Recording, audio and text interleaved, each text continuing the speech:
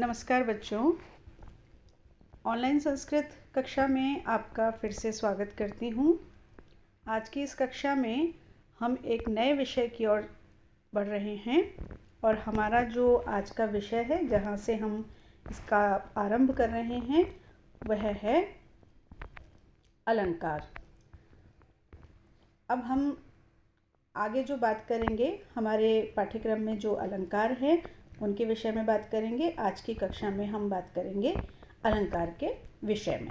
और आज की कक्षा में हम मात्र अलंकार को समझेंगे कि अलंकार क्या है, और फिर आगे की कक्षा में हम विभिन्न जो अलंकार हैं उनके विषय में बात करेंगे। तो देखिए, जब हम अलंकार की बात करते हैं तो सबसे पहला प्रश्न उठता है कि अलंकार कहते किसे हैं, क्या है अलंकार। कोई भी आपसे पूछेगा अलंकार, तो सबसे पहली बात उठेगी कि अलंकार है क्या। तो अलंकार शब्द किससे बना हुआ है, यहाँ से हम प्रारंभ करते हैं, क्योंकि जो संस्कृत भाषा है वो शब्दों पर निर्भर है। शब्द उनकी व्युत्पत्ति पर, उनके अर्थ पर निर्भर हैं। तो अलंकार शब्द बनता है अलम और कार के योग से, और इसका अर्थ होता है आभूषण या विभूषित करने वाला। शब्द और अर्थ दोनों ही काव्य के शरीर माने जाते हैं, इसलिए वाक्यों में जब शब्दगत और अर्थगत जो चमत्कार बढ़ाता है, उसी तत्व को अलंकार कहा जाता है। तो अलंकार की परिभाषा देते समय हम ये कह सकते हैं कि वाक्यों में शब्दगत और अर्थगत चमत्कार बढ़ाने वाले तत्व को अलंकार कहा जाता है। अलंकार क्या होता है, सामान्य भाषा में अगर हम समझें तो जो स्त्रियां होती हैं वो आभूषण धारण करती हैं। पुरुष भी धारण करते हैं, लेकिन विशेष रूप से जो आभूषण है वो स्त्रियां धारण करती हैं, इसलिए आभूषण को स्त्री से संबंधित ही कहा जाता है।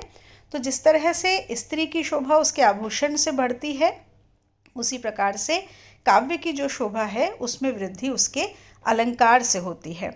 तो इसका तात्पर्य हुआ कि जो भी किसी की शोभा में वृद्धि करे, जो भी किसी को अलंकृत करे, वह अलंकार कहा जाता है। इसे दूसरे शब्दों में कहा गया कि काव्य अथवा भाषा को शोभायुक्त बनाने वाले को अलंकार कहा जाता है। तो अलंकार की परिभाषा में हम कह सकते हैं कि काव्य अथवा भाषा को शोभायुक्त बनाने वाले को अलंकार कहते हैं। कविगण कविता रूपी कामिनी की शोभा बढ़ाने हेतु अलंकार नामक साधन का प्रयोग करते हैं।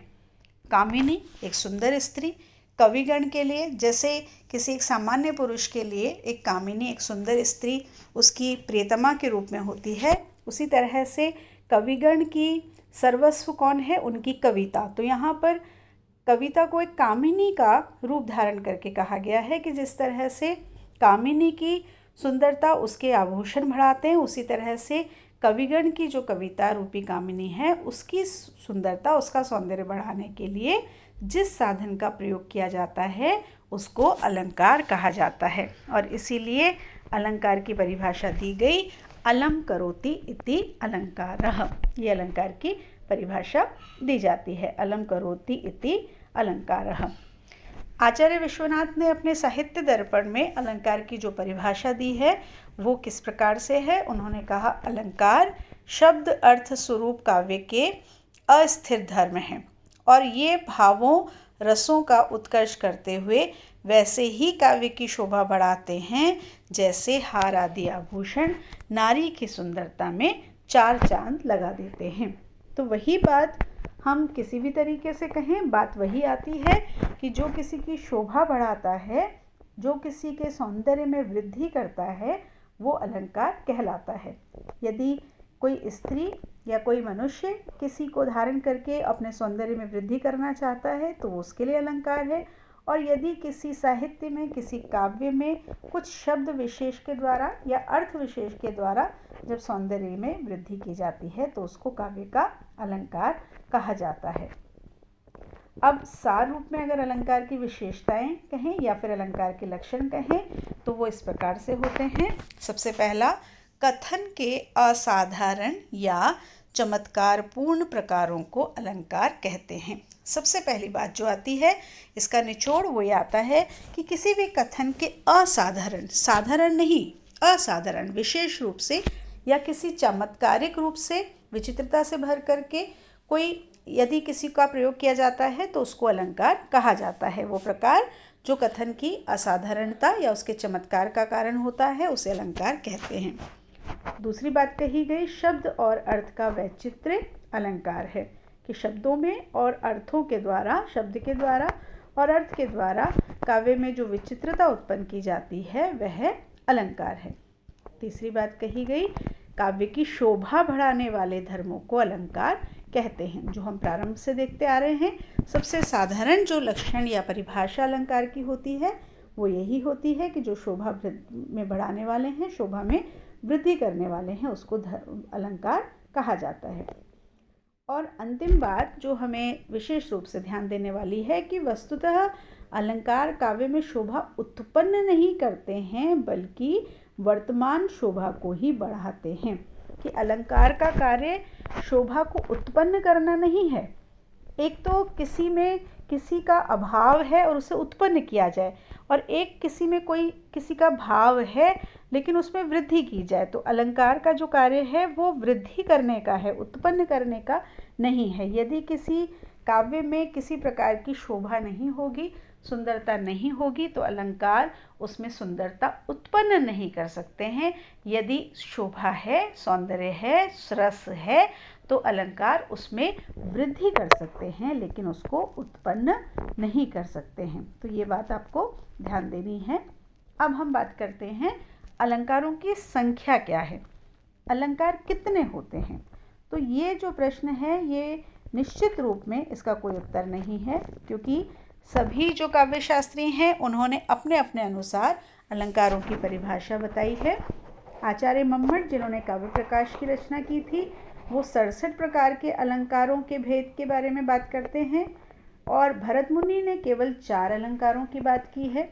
वहीं वामन ने 33 अलंकार कहे हैं, दंडी ने अपने काव्यादर्श में 35 अलंकारों की बात की है, भामह काव्य अलंकार में 39 अलंकारों के लिए कहते हैं, उद्भट ने 40 अलंकार कहे हैं, रुद्रट ने 52 अलंकार कहे हैं, चंद्रालोक जो जयदेव ने लिखी है उसमें 100 अलंकार पाए जाते हैं, कुवलयानंद जो अप्पय दीक्षित के द्वारा रचित है उसमें 124 अलंकार हमको मिलते हैं।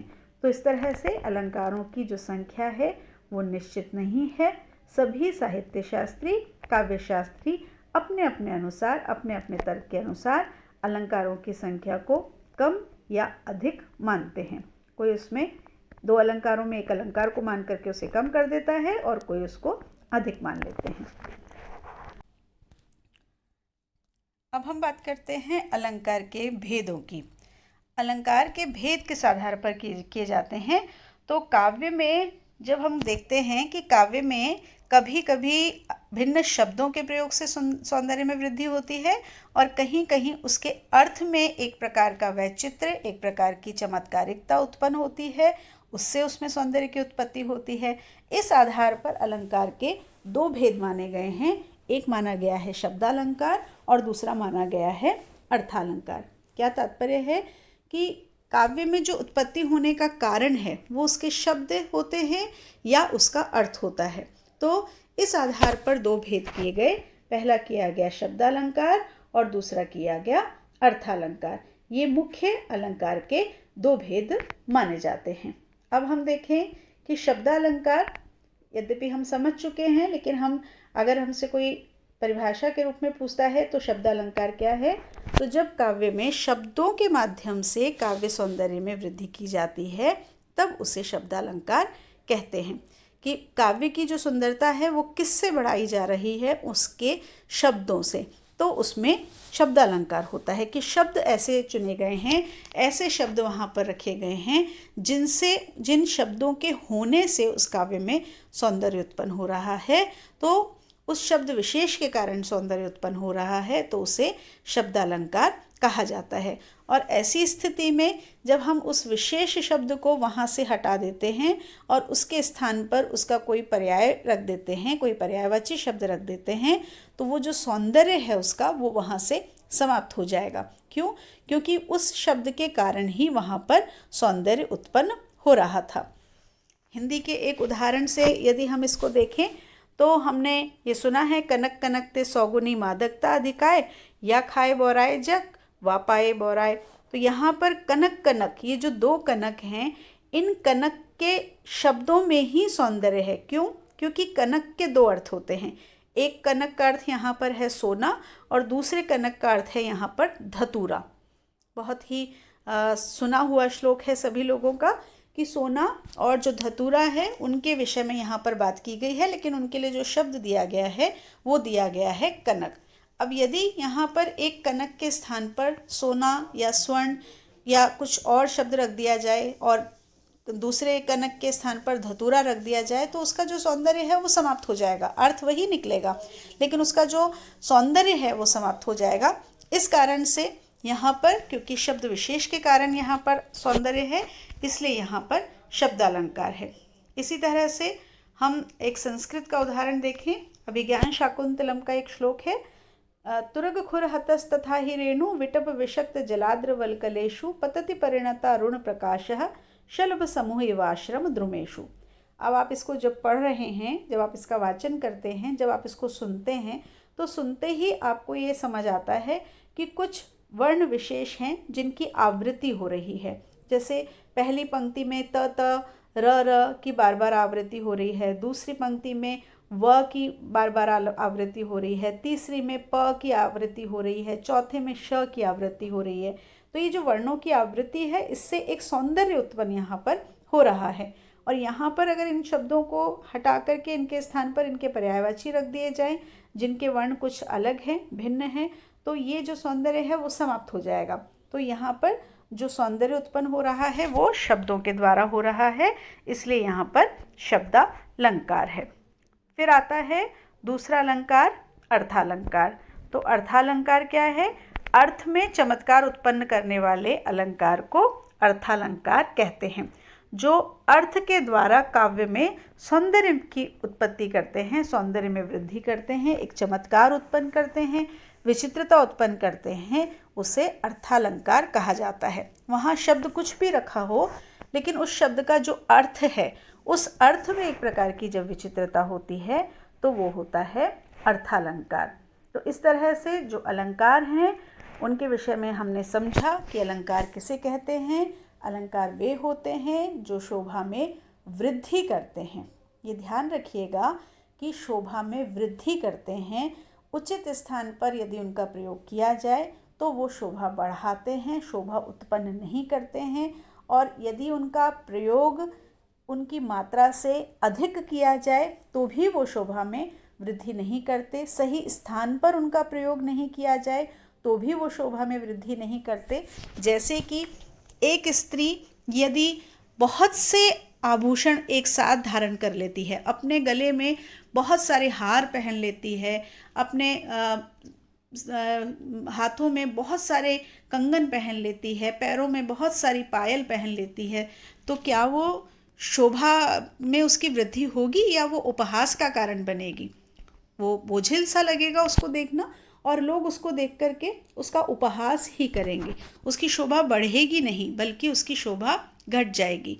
और इसी तरह से यदि उस किसी स्थान विशेष पर जहाँ पर आभूषण नहीं पहनना है, जैसे आप लोग जब कॉलेज में पढ़ने के लिए आते हैं और यदि वहाँ पर बहुत से आभूषण पहन करके आएँ तो क्या वो आभूषण आपकी शोभा में वृद्धि करेंगे? नहीं, बल्कि आपको देख करके लोग आपका उपहास करेंगे। उसी तरह से जो काव्य के अलंकार होते हैं उनके लिए भी ये ध्यान रखा जाना अनिवार्य होता है कि कहाँ पर किस तरह के अलंकारों का प्रयोग करना है, कितने अलंकारों का प्रयोग करना है। इनके अनुसार इन बातों को ध्यान में रख करके जब अलंकारों का प्रयोग किया जाता है तो वो काव्य में शोभा बढ़ाते हैं, और जब वो शोभा बढ़ाते हैं तभी वे अलंकार कहलाते हैं। तो अलंकार की परिभाषा ये हुई कि जो काव्य की शोभा में वृद्धि करते हैं वे अलंकार कहलाते हैं। वे दो प्रकार के होते हैं। जो शब्द से काव्य की शोभा में वृद्धि करते हैं वे शब्दालंकार कहलाते हैं, और जो अर्थ से काव्य की शोभा में वृद्धि करते हैं उनको अर्थालंकार कहते हैं। अब ये शब्दालंकार और अर्थालंकार का विभाजन किस प्रकार से किया गया है ये हम अपनी आगे की कक्षा में देखेंगे। तब तक के लिए नमस्कार।